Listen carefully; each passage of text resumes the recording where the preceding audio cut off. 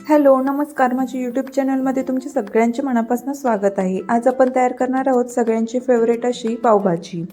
आता इथे कुकरमध्ये मी 4 ते 5 पेले पाणी घेतले आहे। तसेच मी इथे बारीक चिरलेली सिमला मिरची, गाजर, हिरवे वाटाणे, बीट आणि बटाटा हे शिजवून घेणार आहे। तसेच एका साईडला मी एका भांड्यामध्ये फ्लावरही शिजत ठेवला आहे। कुकरमधले थोडेसे पाणी तापल्यानंतर मी यामध्ये या चिरलेल्या सगळ्या भाज्या घालत आहे। आता यामध्ये मी बीट सुद्धा घालत आहे। जर तुम्हाला बीट आवडत नसेल तर तुम्ही ते ऑप्शनल ठेवू शकता। बीट घातल्यामुळे पावभाजीला छान असा कलर येतो आणि आपल्या शरीराला सुद्धा बीट हे हेल्दी असतं। आता आपण या सगळ्या भाज्या शिजवून घेणार आहोत। शिजलेला आता हा फ्लावर आणि पाणी आपण सेपरेट करत आहे। पाणी सेपरेट केल्यानंतर हा शिजलेला फ्लावर मी पुन्हा एकदा कुकरमध्ये टाकून तो इतर भाज्यांसोबत शिजवून घेणार आहे।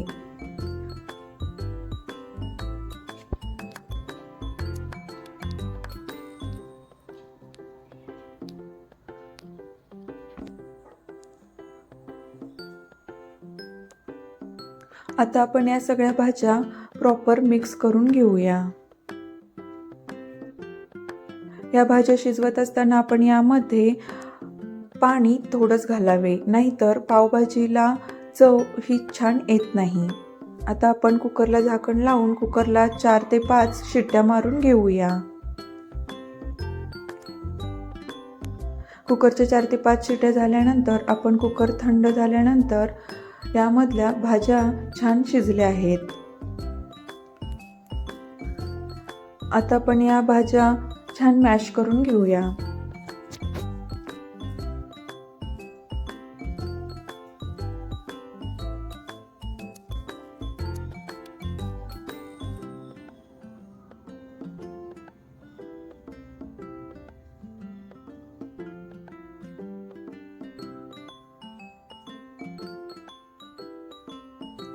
आता आपण या सगळ्या शिजलेल्या भाज्या मॅश करून घेतल्या आहे। आता एका कढईमध्ये आपण 4 ते 5 चमचे तेल घालत आहे। तेल तापल्यानंतर यामध्ये मी 2 चमचे जिरे घालत आहे आणि बारीक चिरलेला कांदाही घालत आहे। कांदा आपण तेलामध्ये छान परतवून घेऊया। कांदा परतल्यानंतर यामध्ये मी 5 ते 6 कढीपत्त्याची पाने टाकत आहे आणि चिमूटभर हिंगही टाकत आहे। कांदा छान परतल्यानंतर मी यामध्ये अर्धा टोमॅटो बारीक चिरूनही घातला आहे। कांदा आणि टोमॅटो आपण छान तेलामध्ये परतल्यानंतर यामध्ये 5 ते 6 चमचे तिखट आणि पावभाजीचा मसालाही घालत आहे। तुमच्या चवीनुसार तुम्ही तिखट कमी जास्तही घालू शकता। आता इथे तिखट आणि पावभाजीचा मसाला छान तेलामध्ये परतल्यानंतर मॅश केलेली ही भाजी आपण यामध्ये मिक्स करणार आहोत।